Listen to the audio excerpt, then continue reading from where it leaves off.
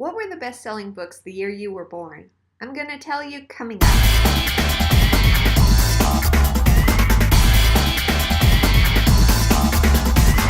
Hey guys, welcome back to Book Your Imagination. My name is Anne. What was the most popular book published in the year you were born? Well, that depends. When were you born?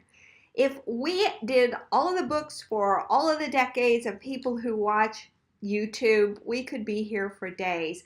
So I decided to make this into a series, and this is the first video in that series. You have YouTubers and booktubers and people who just watch YouTube who are all ages.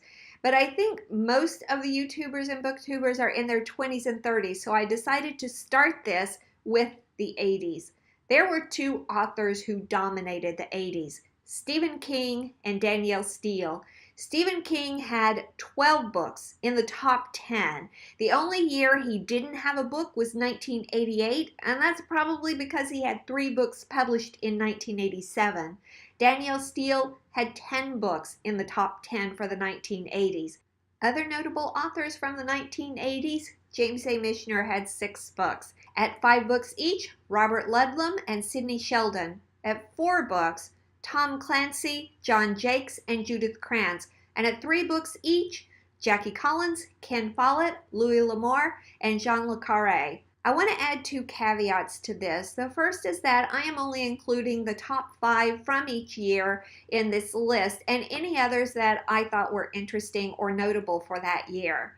The second is we're only looking at best-selling lists for the books in the year they were published. There could be a book that was published that made it on a best-selling list in subsequent years. That's not what we're looking at, just the year they were published. So with all that in mind, let's get started. If you were born in 1980, the number 5 book was Stephen King, Firestarter. Number 4 was Judith Krantz, Princess Daisy. Number 3, Sidney Sheldon, Rage of Angels. At number 2 was Robert Ludlum, The Bourne Identity. And at number 1, James A. Michener, The Covenant.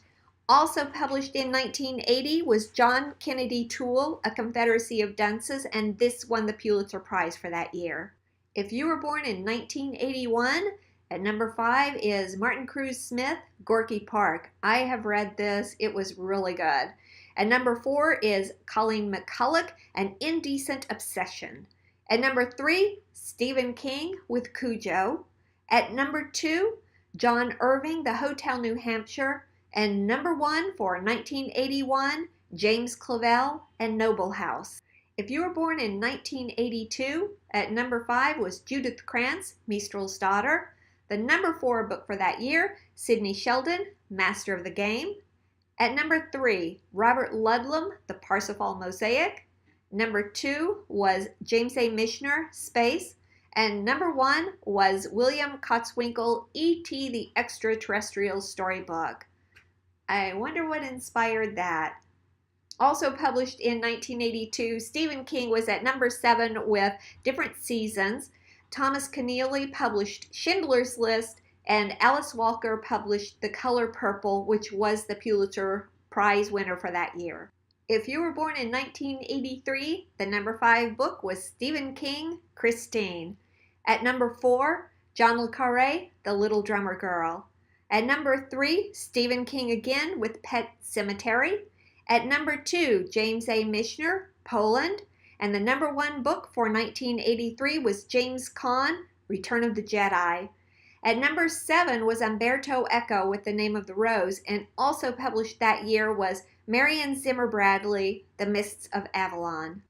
If you were born in 1984, it was a really good year for books. At number 5 was Dr. Seuss, The Butter Battle Book. I don't think I have ever heard of this book. At number 4 was John Jakes, Love and War. At number 3, Mario Puzo, The Sicilian.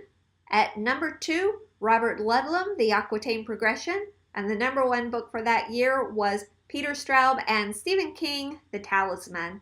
Also published in 1984, J. McInerney, Bright Lights, Big City.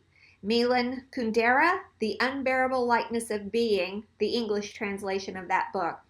But I think the most notable book published in 1984 was The Hunt for Red October by Tom Clancy. This was published by the Naval Institute, which was a really small publishing house.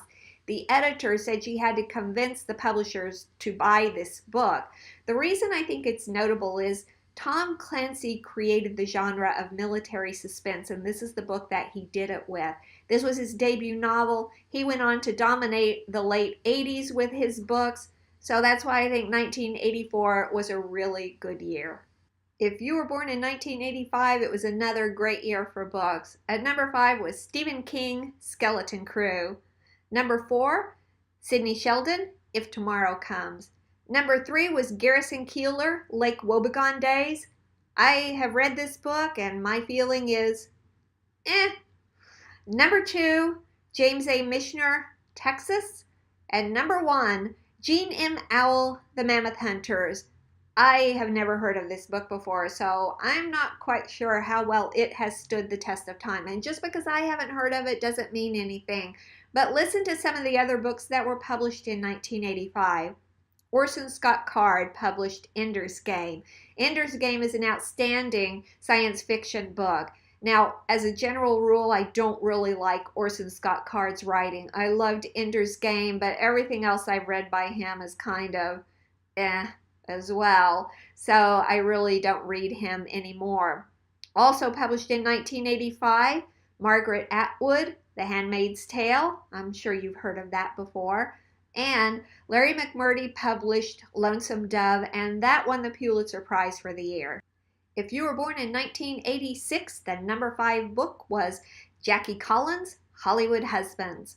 At number 4, Robert Ludlum, The Bourne Supremacy. This was the very first Robert Ludlum book I had ever read, and I remember sitting on the edge of my bed, turning the pages as fast as I could. This was like the most exciting book that I had ever read, and I have read, I think, everything he's written before and after, and just really loved it. I can't say that the books have stood the test of time. I honestly don't know. I know the Bourne Identity series was turned into a movie that was pretty successful, but I'll probably have to go back and take a look at the books and see if they really have stood that test of time, but I kind of don't think so. I think they were more contemporary for that period.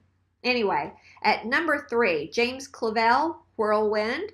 Number 2, this is where Tom Clancy starts dominating. Tom Clancy was number 2 with Red Storm Rising, and number 1, Stephen King, It. If you were born in 1987, the number 5 book was Garrison Keillor, Leaving Home, a collection of Lake Wobegon tales. Again, At number 4, Stephen King, Misery. At number 3, Danielle Steele, Kaleidoscope. Number 2, Tom Clancy again with Patriot Games, and Stephen King was again at number 1 with the Tommyknockers. Stephen King also had the number 10 book that year, The Eyes of the Dragon. Also, at number 7 was Scott Turow with Presumed Innocent. This was his debut novel. Also published in 1987, we had Tom Wolfe writing The Bonfire of the Vanities, and Toni Morrison wrote Beloved. Beloved won the Pulitzer Prize for that year. If you were born in 1988, I'm sorry, Stephen King didn't publish anything this year. But at number 5, you have James A. Michener's Alaska. Number 4, Robert Ludlum, The Icarus Agenda. Number 3 is Danielle Steele with Zoya. Number 2, Sidney Sheldon, The Sands of Time. And Tom Clancy finally hits that number 1 spot with The Cardinal of the Kremlin. But also published in 1988, we have Anne Rice, The Queen of the Damned. We also have Gabriel Garcia Marquez, the English translation of Love in the Time of Cholera. If you were born in 1989, it was a pretty interesting year for literature. At number 5 was James A. Michener's Caribbean. At number 4 and number 3 was Danielle Steele with Star at number 4 and Daddy at number 3. Stephen King is back at number 2 with The Dark Half, and Tom Clancy again takes the number 1 spot with The Clear and Present Danger. The number 6 book is the book that provided most of the interest for that year, and that is Salman Rushdie's The Satanic Verses. This book criticizes the Prophet Muhammad. So there was a fatwa or an execution order placed on Salman Rushdie. So he is still alive today, so obviously that was not successful. But at the time, he had to go into hiding, and there was a lot of hype about the book. So of course, I had to buy it.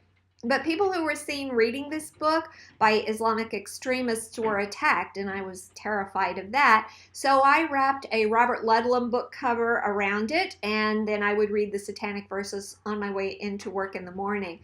Honestly, I didn't think it was a very good book, and I thought it was a lot of hype over like a really marginal book. I could be wrong about that. Maybe it's a literary classic, but I just didn't think it was that good. But anyway, that was the big story for that year in books.